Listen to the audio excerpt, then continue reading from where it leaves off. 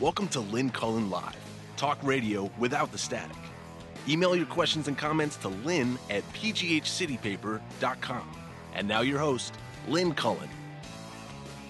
And good morning at you. It's June 5th, 2018, and it's a Tuesday, and that means my sister Susan's joining us from Chicago. Suze, hi. Yes, I am. Yeah, yam. So I just saw your text to me. First of all, I'm very excited. We've got a baby on the way in what you think 48 hours. Yeah, I don't know. We don't know. We're just having some signs. Some signs. Okay, and the other thing in her email was that the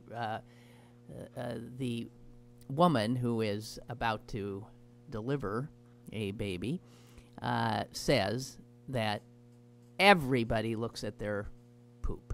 Not that I want to start the show off on this, but I guess I just did. She apologized because she was behind in her listening and had only just heard that ridiculous show that I think we basically giggled all the way through. Well, I think we started out, depressing ourselves totally and then ended up in hysterics, which was preferable, as it turned out. I don't know, Suze. We'll get off the poop stuff, I guess. I gotta tell you,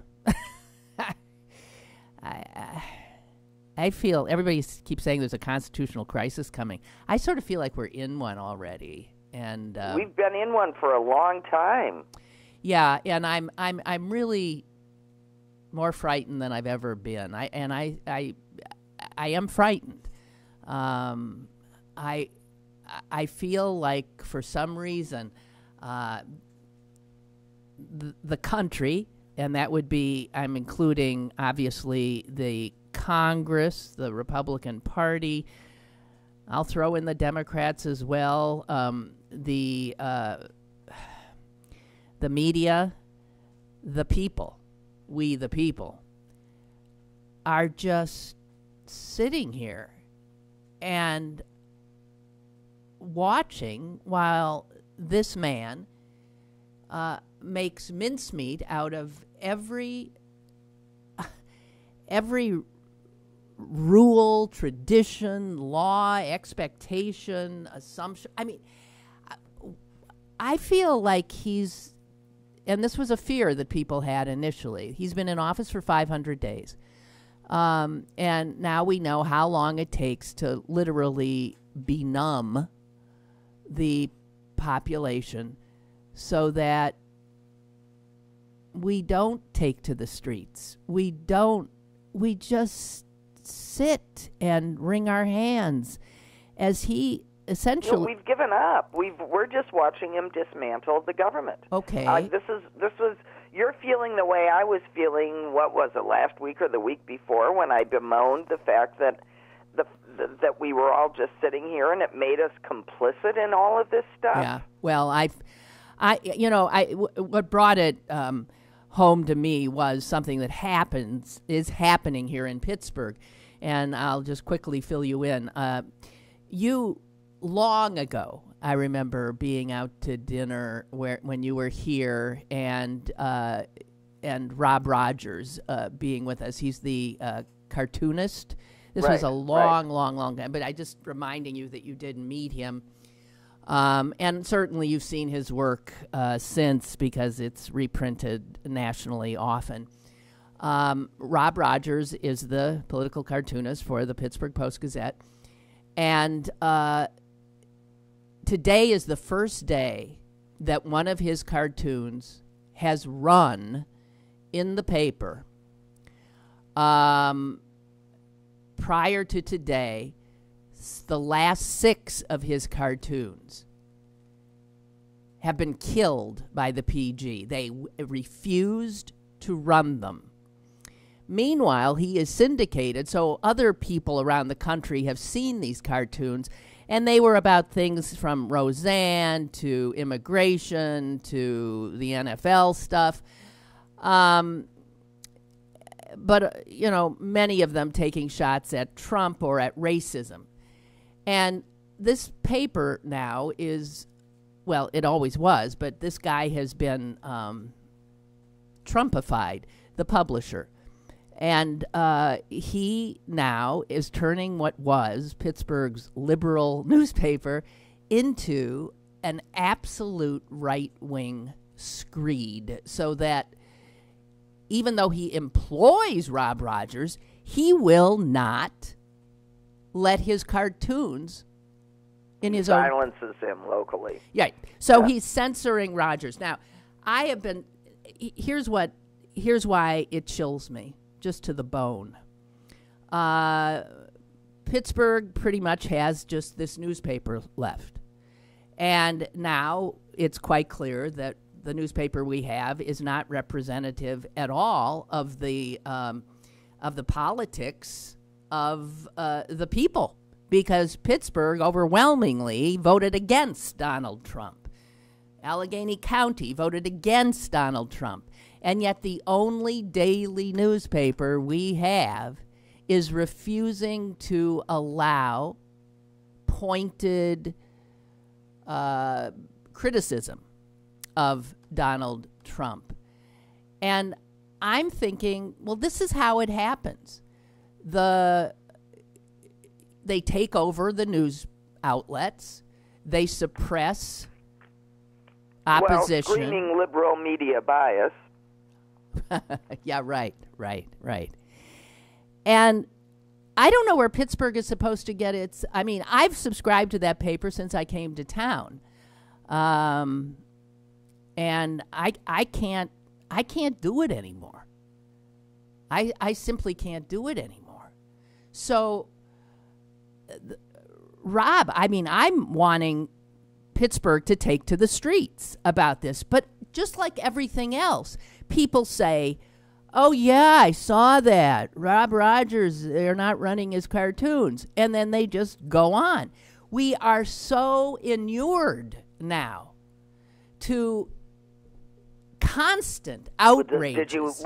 Lynn, did you bother? You're doing this, but did you bother to write, for example, a letter to the editor? Yes. Decrying their suppression? Yes, and I shared it here yesterday. I thought it was a damn good one. It was concise. It was to the point, and it has not appeared, nor will it. They are shutting down all dissent. I wrote it knowing they weren't going to print it.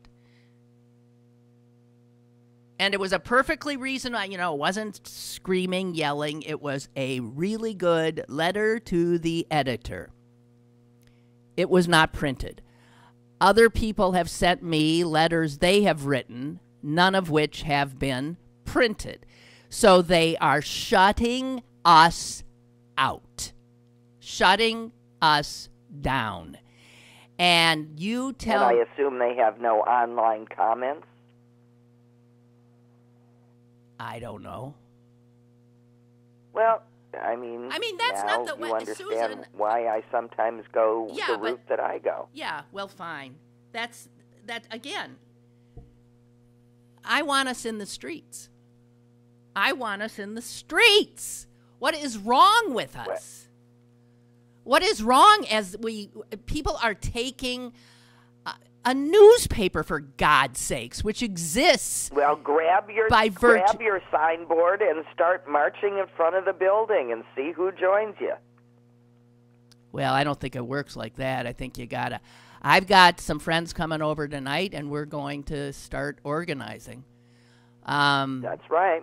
I want people in the streets. I want us to wake the F up. You've got a president who's trampling all over the rule of law. You have a newspaper which is engaged in shutting down the very thing that it exists to do, which is offer a free marketplace of ideas. This is how fascism takes hold. And it doesn't just happen like that. It happens exactly as it is happening here. I am glad to see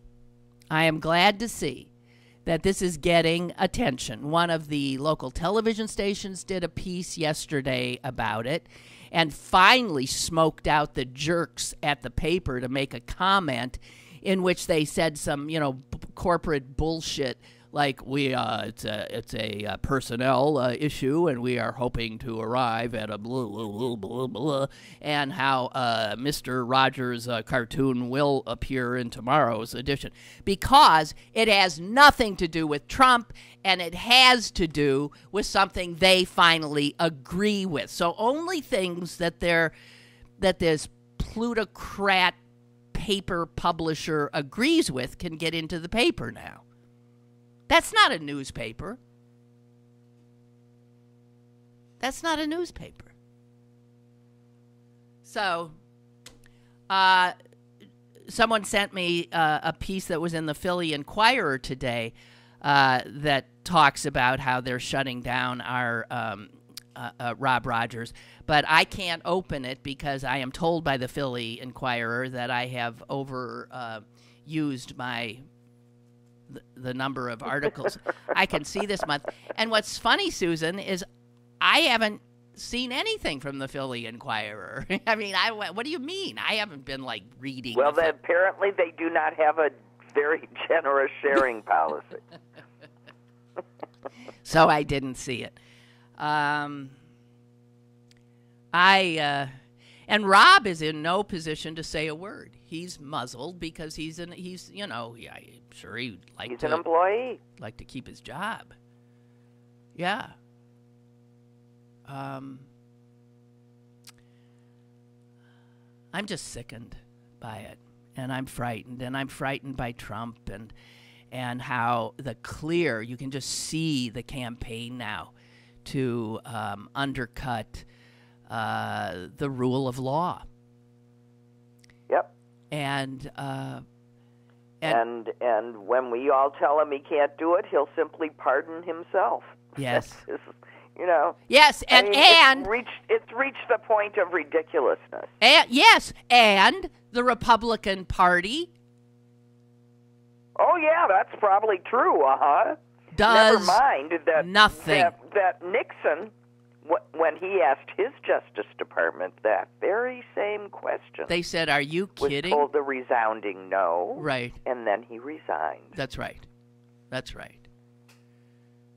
No, we're in frightening. We're in a territory. Post-law time. Okay, I'm being told that also another TV station did something. Yes, CNN Money did an article. Yeah, and the reason they published today's one is it was about the tariffs. And, of course, much of the Republican Party does not agree with what he has done with the tariffs. So that one got in. But anything having to do with Donald, any policy, it's unbelievable. Why do you have a what? Why do you have a political cartoonist if he isn't allowed to be political? Yeah.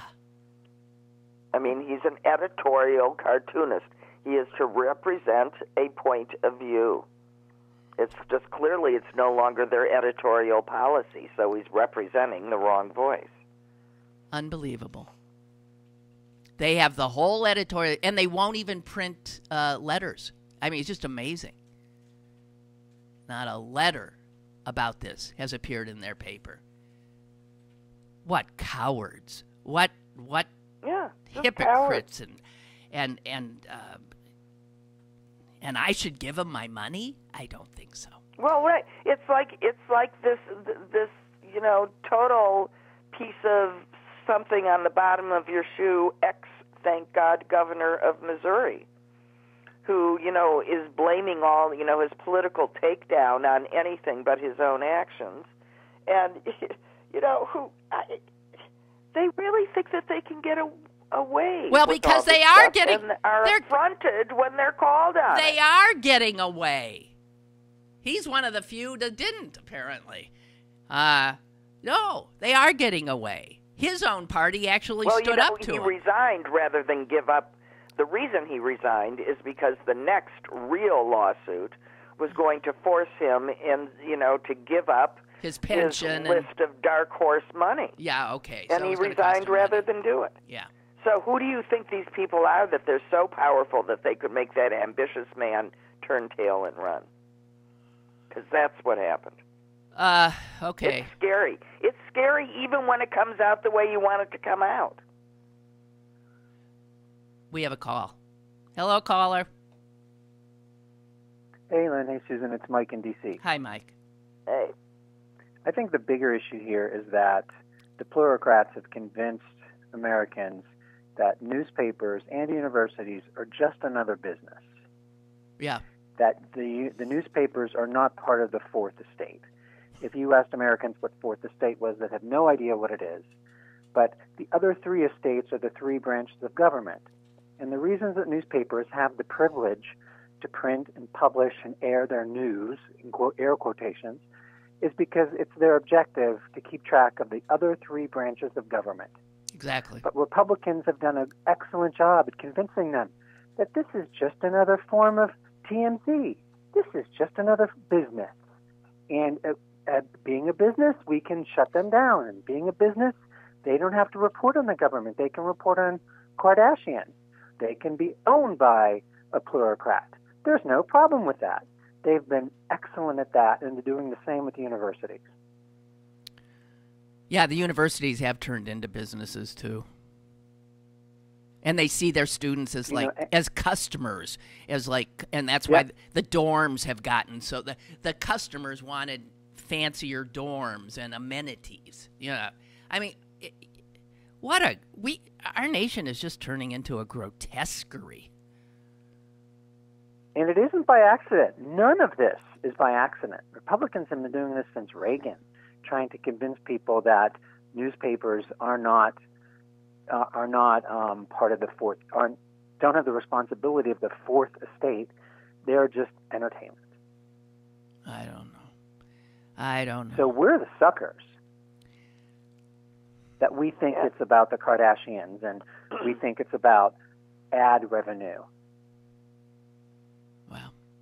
Well, and I do think that the push over the deregulation of all of these outlets, media outlets, and the sense of even monopolies that we used to have.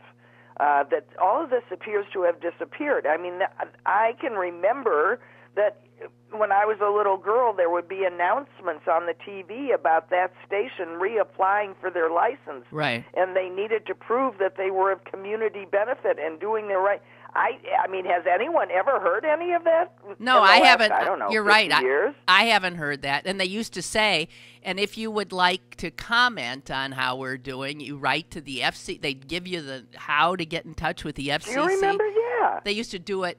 Because I mean, it was what you had. In the hands of the Republicans now. Well, I don't know. It's what you had to do. Now, here's my bet. My bet is somewhere under a Republican administration, the FCC removed. They erased that. Yeah, they removed that. That TV stations had to inform their viewers. And it is because of the business model. I mean, there went the equal time rule. That used to be that Trump couldn't have gotten away with the way he managed to get himself elected because they wouldn't have been able to give him that much time without giving everybody else the same amount of time. It was a rule. Yeah. An FCC rule, not a gentleman's my guess it would be an FCC rule. If Susan remembers seeing it, I remember that. But you can't make money that way, giving away all that time. I remember the TV stations that I've worked at always doing that. It was part of the process. You had to do that. There is no public process anymore that I'm aware of. You're right, Susan. I haven't seen that in a million years. Wow. Because it's a business now. And so this businessman at the Post gets to do whatever he wants with his business. Yeah. If that means, hiring somebody and then not even using his cartoons, it's his business. He can do whatever he wants. Yeah. He sees it that way, and Americans see it that way. Yeah. That's the Trump-Cohen model. You know, you buy them and silence them. Yeah. Wow. Okay. We need to stop just talking. I'm telling you. We need to be... Remember at the beginning of this administration, we were in the streets. They wore us down already. We couldn't have imagined then how bad it would be. Right? We imagined. I don't know. I mean, we feared. I didn't sleep a wink after. I didn't sleep a wink after he was elected. Yeah, well, we feared. I know. Susan, I told everybody yesterday. It's going to get worse once he pardons. I literally. It's going to get worse once the king pardons himself. Yeah, I know. I literally woke up screaming the other night. We've got to. I mean, my God. Oh dear. Okay, Mike. Thank you. Thank you. Sure. Bye. Bye. Ginger writes, I'm with you in the streets with my poster, and I'm sharing this as well with all my friends at her French group, at this group, which is great. That's what I'm asking you guys to do. Don't just sit on this. Give them a time and a place, or it's well, we're going be a lot to. of people wandering around aimlessly.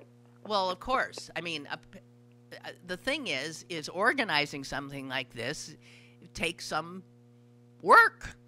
We got to figure it out. So, so I appreciate that.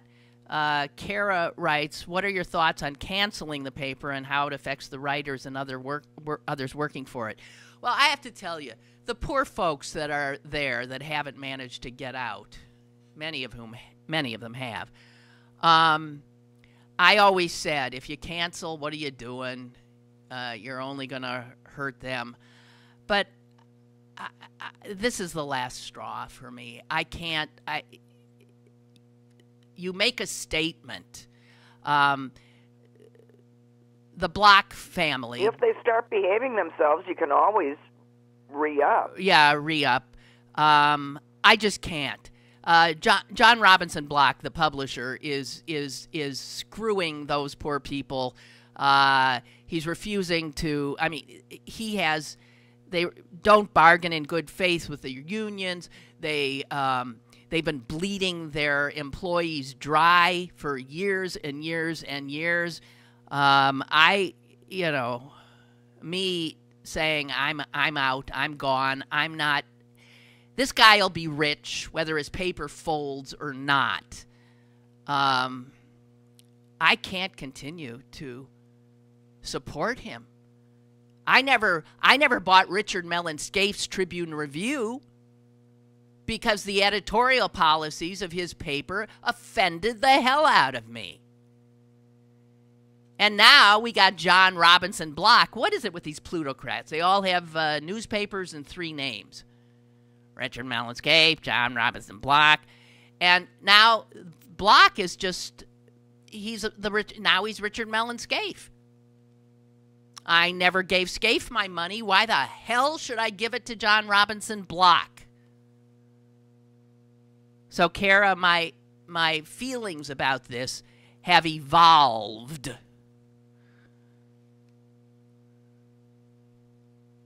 And Barbara writes, one of the most striking lessons of the rise of fascism in the 30s is that many citizens were simply living their lives. That's right. Focusing on their families, their friends, their jobs. They liked the fact that the economy was improving. They did not embrace authoritarianism as such, but they didn't do anything to stop it. And in 1927, before all that, Justice Louis Brandeis warned that the greatest menace to freedom is an inert people. Yep. And we're inert. We are more than inert.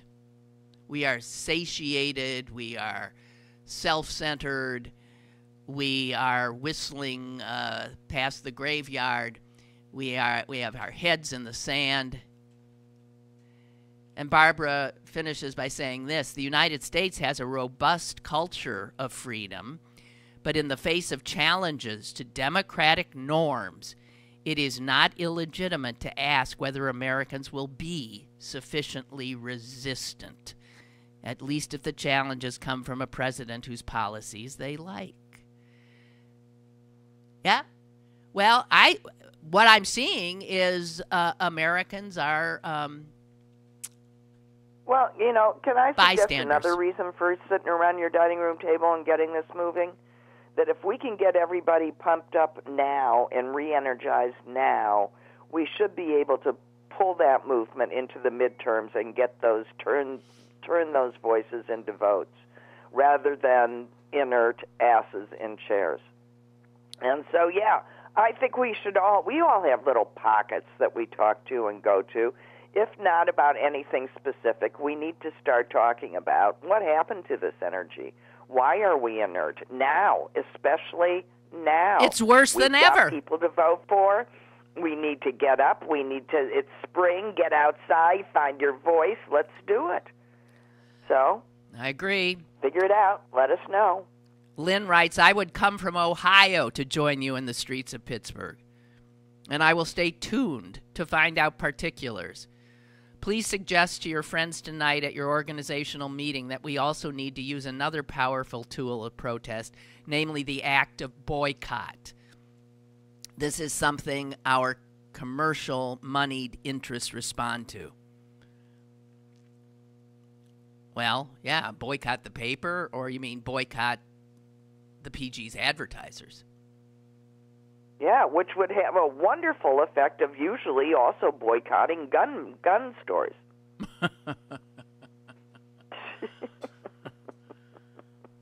You see how the movement grows. Susan, have you seen RBG, the movie? No. Do. I know that you think it's absolutely. I'm sure it is wonderful. I'll see it. It's soon. not just me. I've been busy. It's not just me. No, it's to lift your spirits. It's to make you feel good. The Wall Street Journal, no less, did a big story on it today, and saying that most people, this is a documentary running in commercial theaters. And it is already placing itself as one of the more lucrative documentaries of all time. People are loving it. And they're loving it not because it's going, and it's like going to some documentaries are preaching at you, and it's it feels like going to school. This is because it's about her. It's flat out entertaining. Out entertaining. And the Wall Street Journal says this. It is a rare hit documentary at the box office. Over $7 million to date that it's earned. A 94% positive rating on Rotten Tomatoes. And it works because, as the Journal says, it tells the surprisingly compelling and little-known story of an extremely important public figure at a particularly relevant moment. Please, it's still at the Manor Theater in Squirrel Hill. Please get a bunch of friends together and treat yourself. Okay, let's talk about, this is lighter, the president, this latest, and here again, the danger of him. This thing of disinviting the Philadelphia Eagles to the celebration that was scheduled for this afternoon at the White House, where, this has happened every year, the Super Bowl champions. Well, that was in danger of smoldering out. Not really. So he needed to reignite Not it. really. Right. Oh, you mean the folks, his base, needed to be revved up again. Pumped up again. Right. So this is a guy, I forget who said it, that Trump actually said to one of the owners, this issue is gold for me. He said to one of the owners, guys, sorry, I am taking this and running, because it gives him a huge audience. It allows him to get the attention. I mean, what? Football is the American sport. It gets him to conflate patriotism and football. And listen to this despicable thing he said when he disinvited the Eagles.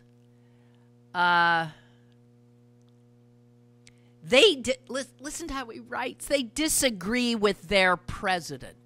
He speaks of himself now in the royal third person. Right. They disagree with me. They disagree with their president because he insists that they proudly stand for the national anthem, hand on heart, in honor of the great men and women of our military and the people of our country. Now, let us be clear. The Philadelphia Eagles last season stood for the national anthem. So, as usual, he's lying. They stood for the national anthem. And then he says that, I mean, every year there's some players that don't go. And most of the Eagles, I think, were going. And he says this, the Eagles wanted to send a smaller delegation, but the 1,000 fans planning to attend the event deserve better. He's just making this up so he can, as Susan said, gin this golden, dividing kind of made-up controversy that gets his base all souped up. And then he said, so now it's just him and the fans. And he says these fans are still invited to the White House to be part of a different type of ceremony, one that will honor our great country, pay tribute to the heroes who fight to protect it, and loudly and proudly play the national anthem. Do you hear that? Loudly play the national anthem. So now he uses the national anthem as a bullying tactic. Well, he's trying to keep the crows away. This is That's how what you play loud music. This is how dictators act. I will be there at 3:00 with the United States Marine Band and the United States Army Chorus. And our media. And meanwhile, we've just totally somehow ceded the argument that these guys have no right to respond to the national anthem as they wish. There is no decree about this anywhere. That is the very basis of a free state. And suddenly we aren't even talking about that. We're talking about the owners and Trump and using it and blah, blah, blah. But the message, well, screw the message. It's unbelievable. If I ever attend another NFL game, I ain't standing up. I will not stand. As a matter of fact, I'm done standing. Because I don't even recognize this country anymore. And I will join those who have taken a knee. God.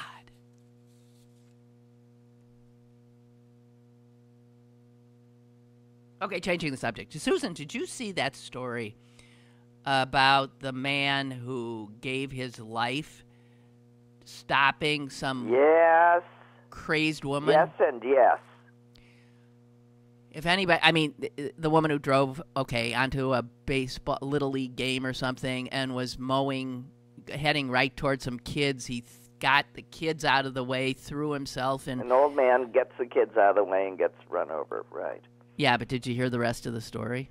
Yeah. That's story one, hero. Okay, flip side.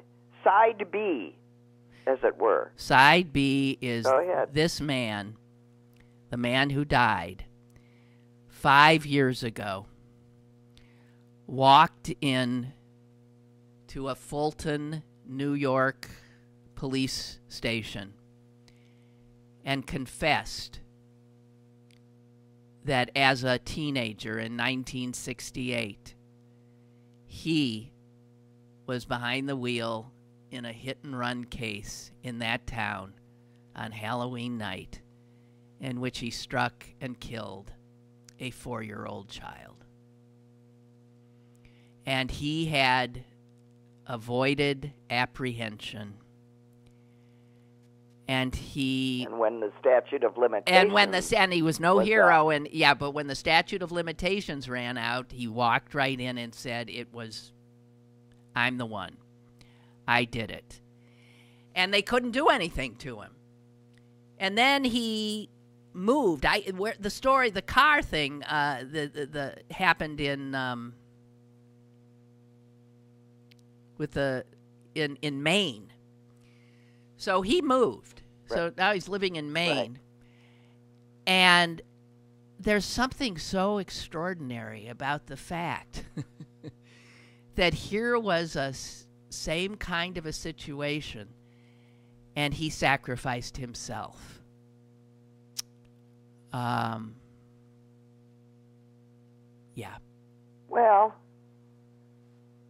I mean, the people that we turn into is made up of the experiences we've had.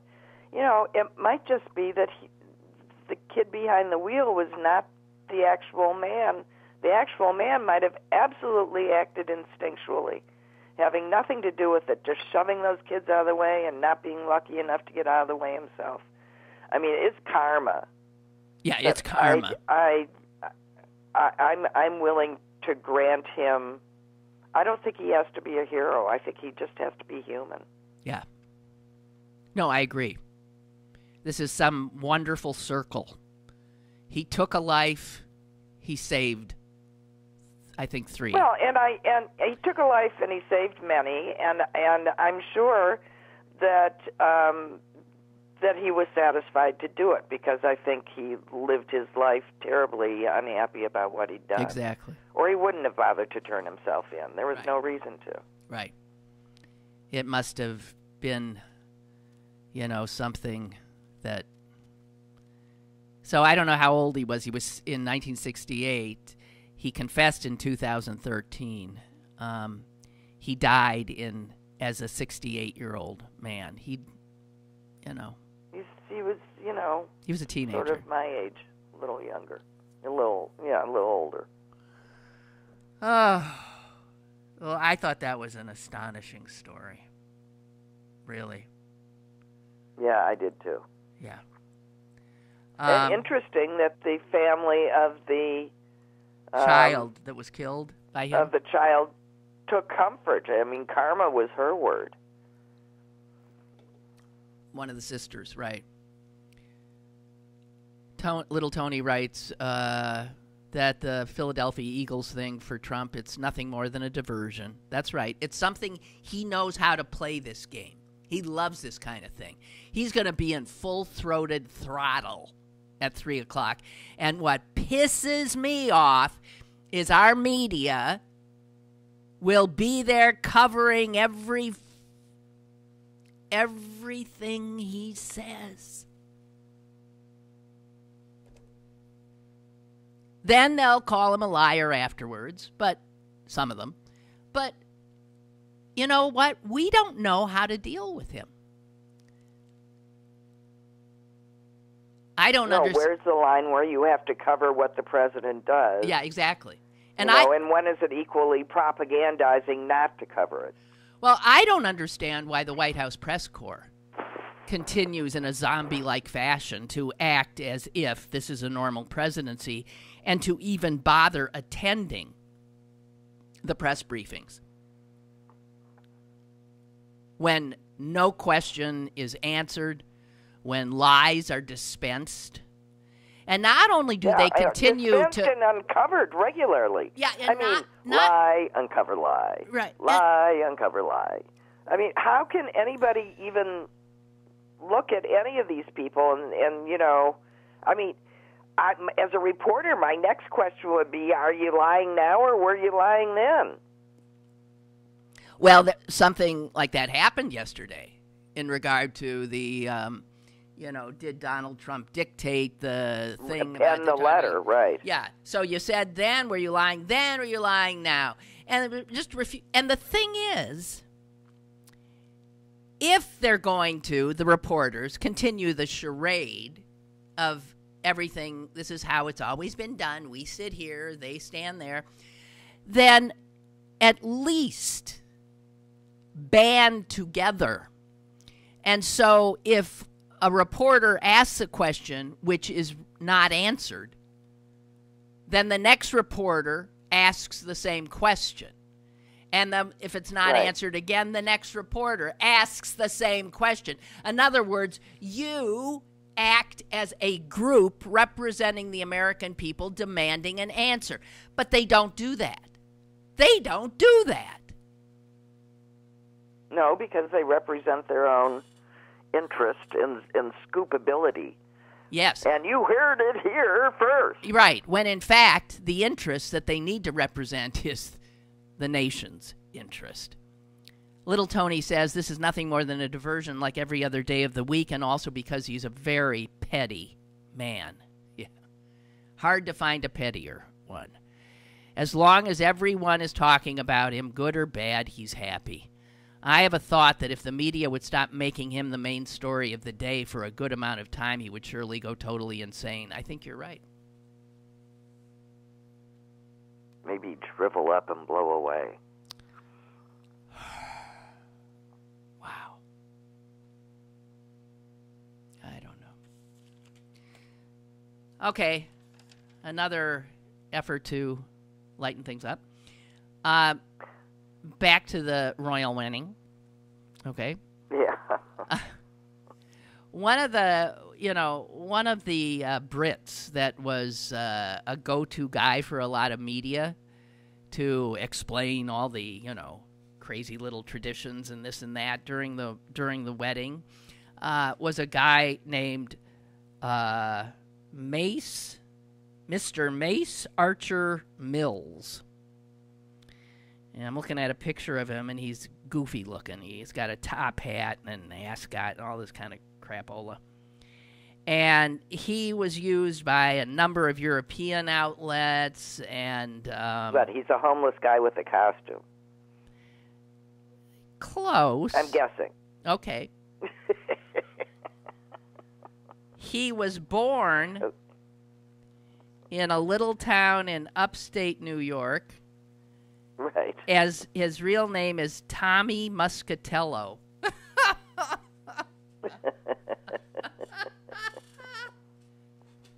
What do you think his forebears did? Tommy Muscatello.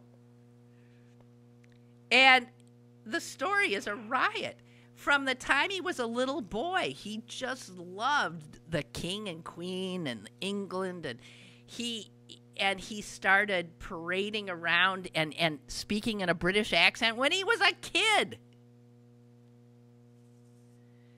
And okay, so there's got to be an initial for this. What do you mean? Well, its origin. Wait a minute. Dysmorphia. Okay, yeah. He was meant to be a British upper crusty type, yes. And not Tommy Muscatello. In his very inner, this is who he is. It's sort of like origin dysmorphia. Right. It's like being trans, right? Is what you're saying. I mean, he was born into the wrong, not body, but wrong place and time and all that kind of thing. Yeah. Everything. So yes. He now is essentially the real deal in that he, he lives there. He has he is virtually indecipherable from the real thing. He has a radio show on the Royals in London. He issues news releases, and in 2015 he began publishing a magazine called Crown and Country. He was hired by the listen to this. He was hired by the Serbian royal family last year as a consultant on matters including running of royal households.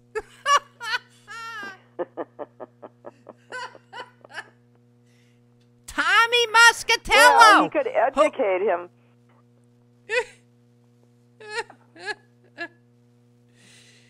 Now, I've been conjuring about this idea of origin dysmorphia, since the white woman who was head of the local NAACP. Yeah. And she, I mean, bless her heart, I really think in her heart of hearts this is how she views herself. Right. Yeah. Yeah. No, I think it's origin dysmorphia. I think you're onto something. I do. I absolutely do. Anyway, what's funny is it says here that even the BBC has used him. The Economist has used him. He appeared on Comedy Central, I guess, last year on the Jim Jeffries show, and it's the Wall Street Journal that did the story, and the Journal's reporter contacted the Jim Jeffries show and said, "Are you aware that Mr. Mark Archer Mills that you had on your show is Tommy Muscatello?" And this is a Comedy Central show. So they put out a statement. I love it.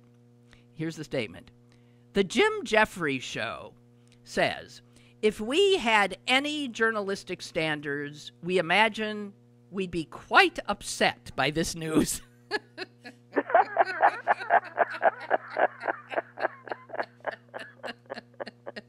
Meanwhile, the real guys that supposedly have journalistic standards, the BBC and the Economist, they declined to comment. Oh, is that funny? What he knew his stuff. That's what he says. Dispensing. That's right. So what are they? Right. So why is it anybody's business? That's right. That he was born there. Exactly. This is who he is now. And that's what he says. There's absolutely nothing illegal about changing one's name. There's absolutely nothing illegal about speaking in a funny accent, or we'd all be in jail. This is what, and you know what? That's just mean. And he says that. He said, look, I'm an expert on this subject. And perfectly reasonable for a news outlet to ask me about this stuff. And he did not deny when the Wall Street Journal came calling. He was not freaked out. He told them the truth about who he is and said, I never really hid it. We have a caller. Caller, hello. Good morning. Hi. Clarence Canonsburg. Hi, Clarence. Hey. Hello. I believe I'm suffering from origin dysmorphia myself. Why? Where were you? Really? I look around, I read things, I watch television, and think, I must be an alien. I couldn't possibly be from the same species as the majority of the people. Yeah, okay. You might be. No, I was thinking about it. You guys brought up, what was that woman's name who, right when I was down with the number, Yeah. None of us can think of her name. Who? Yeah, but Roselle. she came out, Roselle? I don't know. Yeah. We'll call her Felicia because that sounds black. So anyway,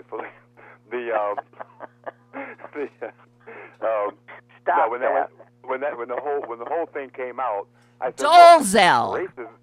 Dolezal. Dolezal is her last name or something. Okay. All right. I'm sorry. Go ahead. When the whole thing came out, I said, look, all that stuff is made up anyway. Countries, races. Yeah. Right. Why not just be able to choose? It's just made up anyway. You could just choose to say, I'm this and I'm that. It doesn't really matter. I don't know what she appeared to be doing, like actual good in this life that made her feel comfortable and good. Yeah. And now she's broken. Mm-hmm. Totally. And I just sort of feel sorry for her. And so do I. Look, I get. Hey, you sound like a white guy all the time, so I. Hey, I'm sorry. What a terrible thing for someone to say. No, I respond to that, though. Hey, look, well, I'm a black guy who sounds like a white guy, so I'm impressed on two fronts. I'm old school and I oppressed just and I'm new proved school. it. Yeah, I'm old school oppressed and new school oppressed. Well, you're an alien. Yeah. And like I said, I'm from some other place. Yeah, and Now, I was time. about to say something else about the whole dysmorphia and people. Oh, the people like who say that they're Italian or Irish origin, all that stuff. I always tell them, you're only going back a couple of generations. What were your people before that? That's why I always claim to be Pangean. Pangean. I claim right. my heritage all the way back to the primordial ooze. Well, you're right. I mean, you schooled me on this 3 decades ago. Yeah. Yeah. Oh, Jesus. Almost. Yeah. Wow. For goodness sake, that was in 1990. So yeah, it was during the 1990 census. So it is almost 3 decades. I've known you longer than I didn't know you. If that makes any sense. In your lifetime. Yes, that's true. Yeah, in my lifetime. Yeah. Yeah. Wow. Isn't that something? That is. Hey, I thought with the Three Rivers Arts Festival going on, you'd be over there. I actually stopped the Three Rivers Arts Festival in 2013. Oh, so that you was haven't been doing it. Yeah, for the last 5 years. It's basically when Pittsburgh Downtown Partnership took it over, as opposed to being its own entity. Way too many hoops to jump through and all that kind of good stuff for an old guy like me. So. Oh, really? So you said to hell with it. For those of you who don't know, Clarence is a cartoonist. I mean, a caricaturist. A cartoonist. I'm no Rob Rogers. Yeah. No. Well, but you both are, yeah. Yeah. Yeah. So I just brought him up because of his situation. Unbelievable. Yeah. Okay. Unbelievable, yeah. Always good. By the way, what is it with you and Rogers? Yeah, Mr. Rogers, Mrs. Rogers, Rob Rogers? What's that? I don't know. Never thought of it. That's true.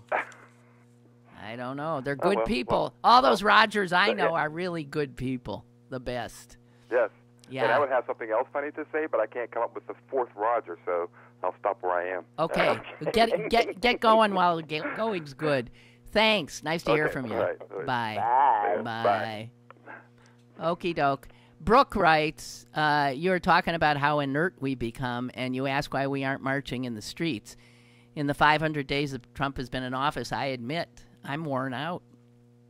It's not that I'm unwilling to recognize or acknowledge this problem we call Trump, but I find myself purposely putting my head in the sand. I fight it, I read a book, or I mow the grass, or I watch a mindless sitcom, anything to avoid that which appears to be beyond my control. I hate this, and I want to crawl under a blanket in a dark room. I mean, Brooke, I'm with you. I mean, I understand that, but that's how we got to fight it, though. We have to take care. I mean, it's hard. You got to reach some balance where you're taking care of yourself so you don't literally... No, really.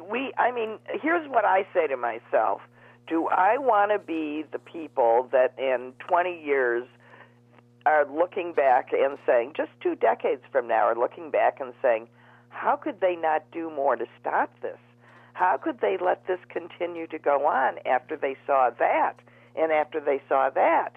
Right. Why did no one step forward? Well, we're already at the that, and that. Exactly. Yeah. Take that longer view, and it might give you a little more energy. I mean, remember how high the stakes are here. I mean, I think the stakes are as high as they could possibly be. I think the stakes are literally, we could be witnessing, it sure looks like it to me, the dissolution of what is called the American experiment. And I'm reminded of, I don't know which founding father said it, but said that the only way this experiment will work is if we have an informed citizenry. If it's a government of, by, and for the people, then if the people become bystanders, it'll be lost. And that's what's happening. We're bystanders. We're helpless. We feel helpless when we're not. And as Susan said, there's a ballot. And that's the first thing we've got to do in every way. So give money to candidates. Give your time to candidates. Canvass. Do something so that you will be able to look yourself in the mirror in 20 years and say, I don't know, you'd still probably say I should have done more. I think we're in a fight for our lives. I do too. For our country's life, certainly. Yes. And for many of us in this country, a fight for their very, very lives. That's the part that gets me. I was with that's so much. Yeah. I'm sorry. I was with an immigration attorney she's an immigration attorney in Philadelphia, and I was talking to her this weekend, and I said, she not only feels like this about the country, but she on a daily basis is dealing with this administration and how it is destroying human beings' lives. And she is drained. But she keeps going to work and she keeps doing. I mean, she's hanging in there. And you can see it in her. How she said, you have no idea of the terror that so many people in this country now are living with. I mean, true terror of being deported to countries where if they are deported, they will be killed. Of being deported to countries. Or even if it's not that, being separated from their children, their families. Who are citizens. Exactly. You know, terrible, terrible, terrible stuff. It is inhumane stuff. It is cruel stuff. And how you pledge allegiance to a country that engages in that kind of cruelty and inhumanity. It makes you complicit in the actions. Right. That's what I'm saying. We should all be respectfully taking a knee. Yes. And praying that this stops. Yep. I mean, you got a president here who is essentially engaging in sort of open trade warfare, with our biggest allies, with people who have stood with us, who have sent their soldiers to die in our misbegotten wars, for God's sakes. Canada, the European Union. And this is a administration and a country now that is cozying up to the most vile countries in the world. Cozying up to our enemies and offending and going to war with our allies. We are going to be... Our closest allies. How many, okay, let's start a trade war with Canada, for crying out loud. Oh, yeah, because the Canadians are killing us. Yeah. Unbelievable. Truly unbelievable. Well, okay, sorry. I'm not going to apologize. I mean, this is our reality, and okay. I just want y'all to promise me that if I get something organized here, that you show up. Please. Please. Okay? We gotta start showing up. Okay? So that's it. Suze, you're gonna be a grandmother 2 times over. Maybe the next time we talk to you. Sometime in the near future, yeah. Sometime. Well, I have been thinking. My thoughts have been with Arlie and Tawny, and Ellis, whose life is about to go kaplooey. Yeah. I know. He sang me the cutest rendition of "Take Me Out to the Ball Game." Complete, root for the Cubbies. That's nice. That's good. All right. Thanks so much, Suze. Appreciate it. Okay. Okay. Bye. Bye-bye. I'll see you guys tomorrow, okay? Bye.